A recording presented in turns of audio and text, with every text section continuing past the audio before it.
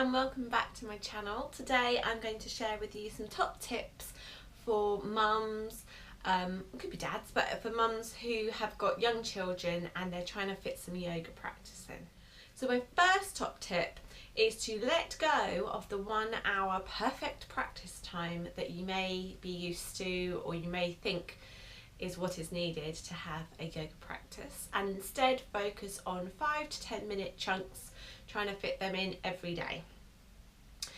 They will serve you better to practice your yoga regularly than to save it all up and try to make a once a week class and think that that will be enough. It will be more beneficial to do much less more often.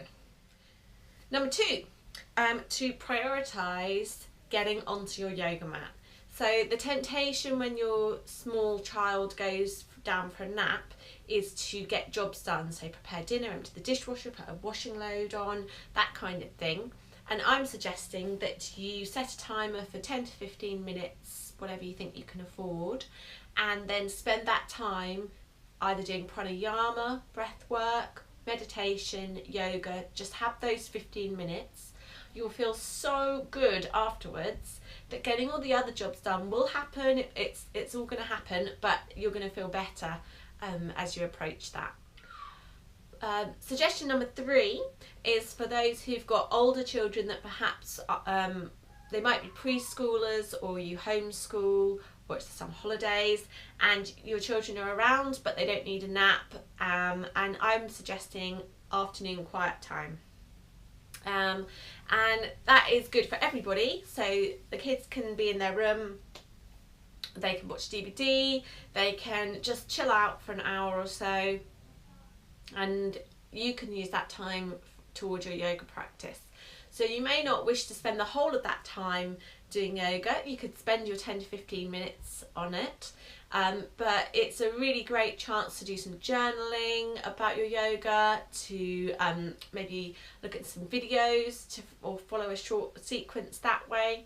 But I think having a bit of quiet time is really good, because the children then become to expect that quiet time and you can spend your time looking forward to it. And then afterwards you'll all have a much better evening because you're feeling so good.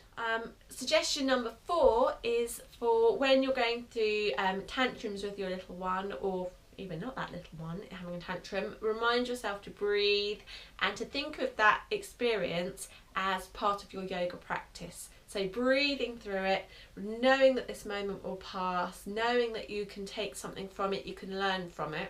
It's going to be a lot more positive way of thinking about tantrums and disagreements than just getting wound up by it. So you could decide that you're going to do a quick 1-minute meditation.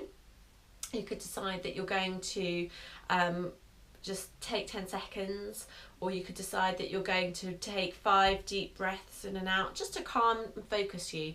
And so you're kind of using your yoga practice within your daily life. So the last suggestion, suggestion number 5, is to attend classes where you can.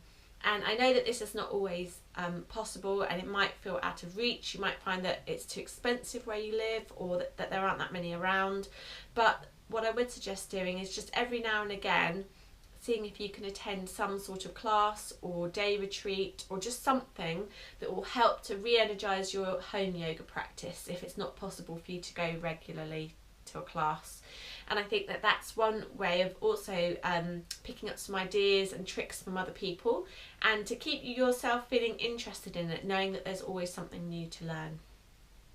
So I hope those suggestions have helped you. If you've got any other great hacks for integrating yoga into the life of a busy mother, feel free to comment down below. I would love to know about them, and I'll see you again soon. Bye!